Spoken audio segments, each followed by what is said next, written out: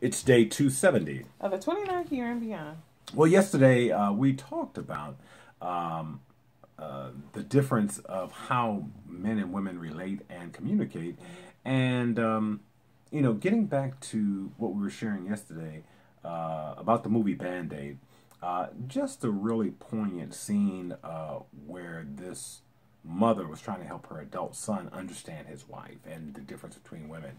And one of the things that she said that just really jumped out at me was, as much as you think we constantly talk about everything, there's so much that we hold inside. Oh, yeah, definitely. I mean, like I said, some stuff you hold for a minute, 6 months, a year. Some stuff you hold for a lifetime. Mm.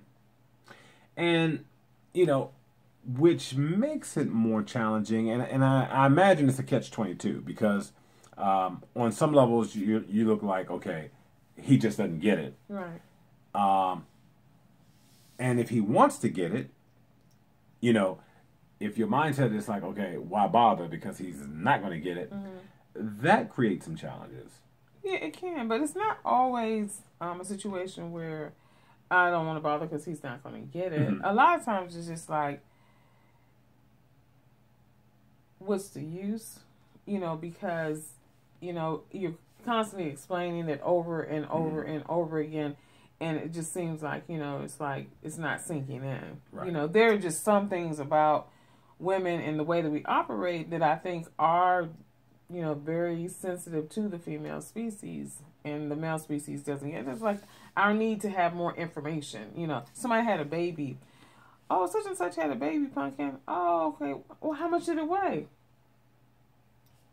And I get this face like, I don't know.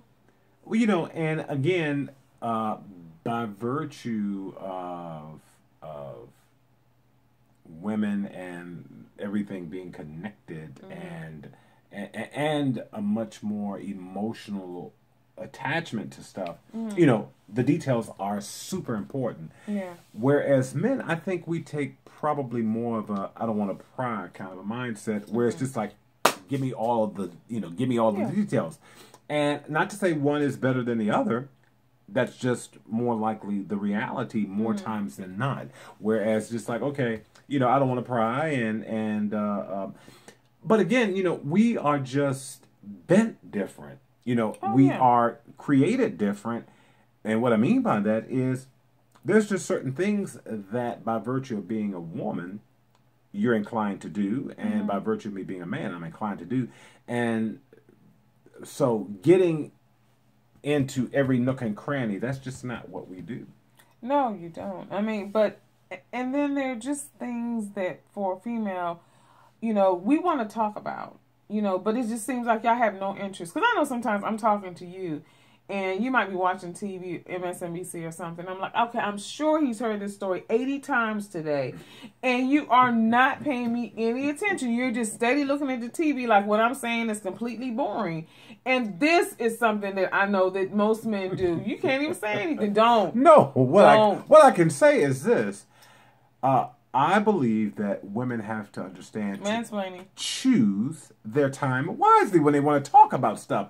You can't, unless it's like house on fire kind of thing, right? Where it takes precedent.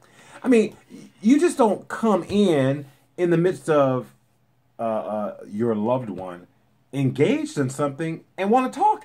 And but you guys do it all the time.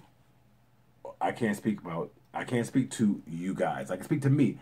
I'm real intentional about trying not to interrupt you when you're doing something that's really meaningful for you, unless it's something of a house on fire nature. But I'm watching a TV show and you're like, oh, that acting is really, really bad. That's really campy. You're not interrupting my TV show? Well, that's different. Look, I'm making an observation. I'm not trying to have a conversation. See, that's what I mean, mansplaining. No, it's an observation. It's just like... And see, that's the difference between men and women. That's it, right there. If it's campy, it's campy. Oh, okay. But if you want to talk about, well, what do you think about the pedal pushers or the... No, that's a conversation as opposed to about work. Look, that's our time for today. Until tomorrow, if the Lord says the same. Right.